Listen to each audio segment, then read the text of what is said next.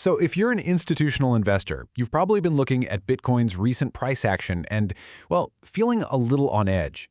It looks like pure, unadulterated risk, right? But what if the headlines are only telling you half the story? What if the real story is in the data? Right, let's just get straight into it. This is the big paradox we're going to unpack today. On one hand, you see these price charts that look, frankly, chaotic. But on the other hand, you have some of the most conservative, long-term capital in the entire world quietly making some pretty significant moves. So the question is, what do they see that maybe the rest of us are missing? Okay, before we get into who's buying and why, we have to address the elephant in the room, the bearish case. I mean, it's a powerful narrative, and it's really important to understand why the market feels so tense right now. I mean, just look at the financial media. They are painting a pretty grim picture. And headlines like this one, they aren't just one-offs. They really capture this widespread feeling that the recent peak was the top, and that anyone still holding is in for a lot more pain. And, this feeling isn't coming out of nowhere. The charts seem to back it up. We saw a pretty clear rejection from those highs above $70,000, and then it just slid right below some key support levels. For any technical analyst looking at this, yeah, that's a genuine reason to be concerned. And this really says it all, doesn't it? This is the mood among professional traders. People aren't just being cautious, they're actively warning about sudden crashes and shakeouts. So if you're just looking at the short-term picture, using almost any traditional metric, it looks undeniably risky. But, and this is a huge but, if we stop looking at the daily price wiggles for a second and instead look at where the actual money is parked, a completely different picture starts to emerge. And this, my friends, is where the story gets really, really interesting. Despite all those scary headlines, U.S. spot Bitcoin ETFs are holding a staggering $85 billion in assets. Now remember, these ETFs were a total game changer for institutions. They give them a regulated, familiar way to get exposure without all the headaches of direct custody.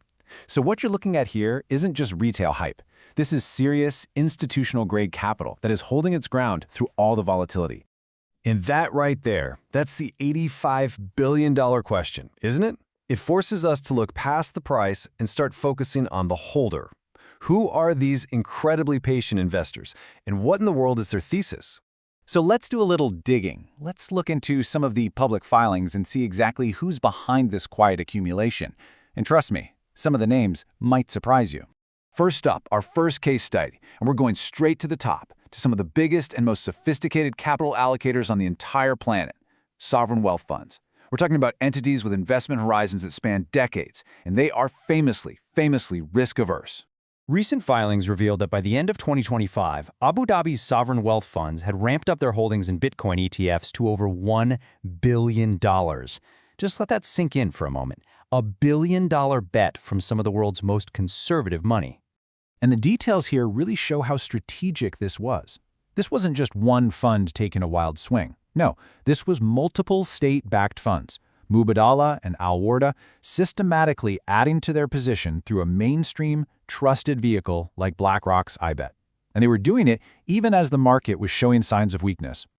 But this isn't just a sovereign wealth story. We're seeing this exact same pattern of quiet accumulation pop up on the balance sheets of major, old-school European banks.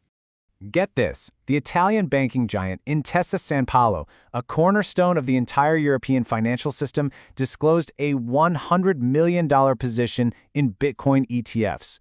When a bank like that gets involved, it's a massive signal that Bitcoin is stepping into the financial mainstream. So here's the crucial point. When you start putting these pieces together, the pattern becomes impossible to ignore.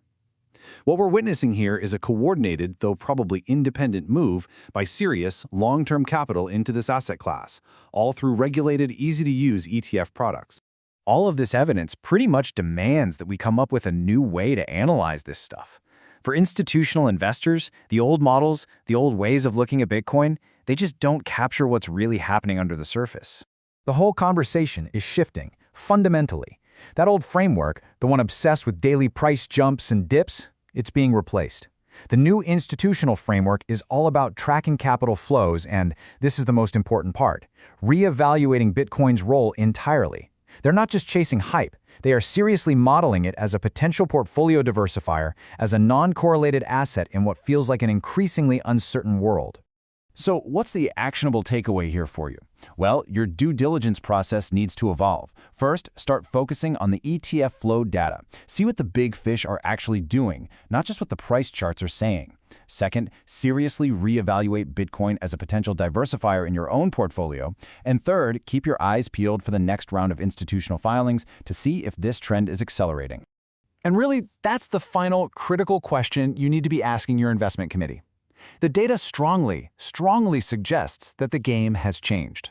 While the media is screaming about volatility, sovereign funds and global banks are quietly making strategic, long-term allocations. The question isn't really if institutions will adopt Bitcoin anymore. The question is, how are you going to position your portfolio in a world where they already are?